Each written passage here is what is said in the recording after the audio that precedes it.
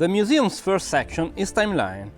This section tells the story of the company by tracing the history of its production plants, from the Portello, where the company was born in Milan, to Arese, Pomigliano d'Arco, and finally the Balocco test track. Secondly, it focuses on the people, managers, great designers, sport directors, who left their mark on these 110 years of history. Finally, an homage to all those Alfa employees who have written big or small pages of this story. But the absolute stars are the vehicles. 19 cars that bear witness to the various chapters in this 11 decades history. A history that naturally had to begin with the 24 horsepower, the first vehicle presented in 1910. 4 inline cylinders, 4 liters, 40 horsepower and 100 km/h in maximum speed. But still no brakes on front wheels, and wheels made on wood. A unique and still perfectly functioning vehicle.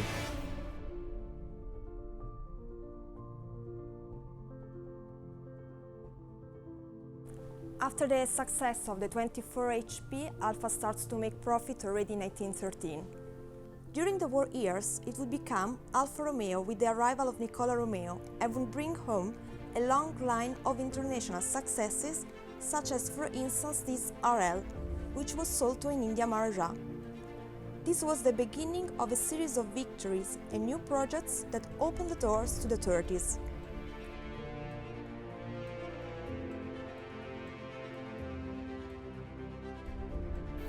A period of great commercial success in the most important elegance contest, but also in the big races of that time. From the Mille Miglia to the Targa Florio and the 24 Hour of Le Mans, Vittorio Jano's vehicles, first the 6Cs and then the 8Cs, just couldn't stop winning.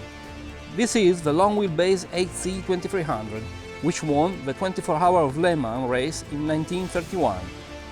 It's powered by one of the designer's masterpieces, an inline 8-cylinder twin-cam with compressor, which was a true winner in the races, as well one of the most powerful and adaptable engines on the market.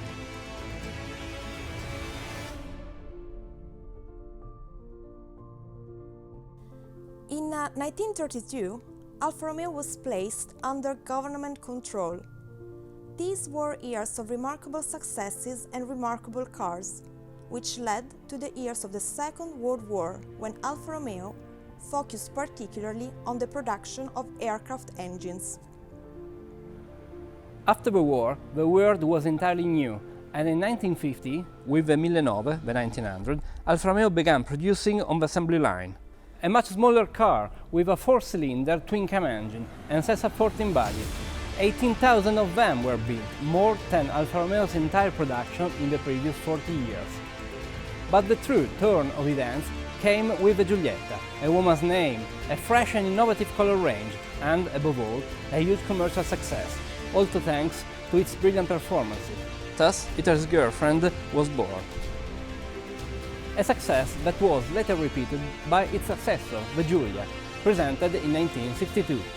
Designed by the wind was its slogan, because, for the first time, the bodywork had been studied according to aerodynamic principles, which made it extremely fast.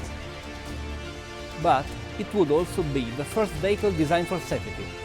With its gradually deforming body that already complied with safety regulations that would be introduced 10 years later.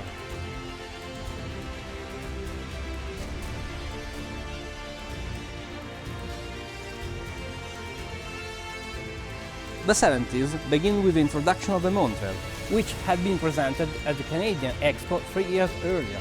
It was the ideal aspiration of modern man in terms of cars, and would represent a true turn of events in its design and colors.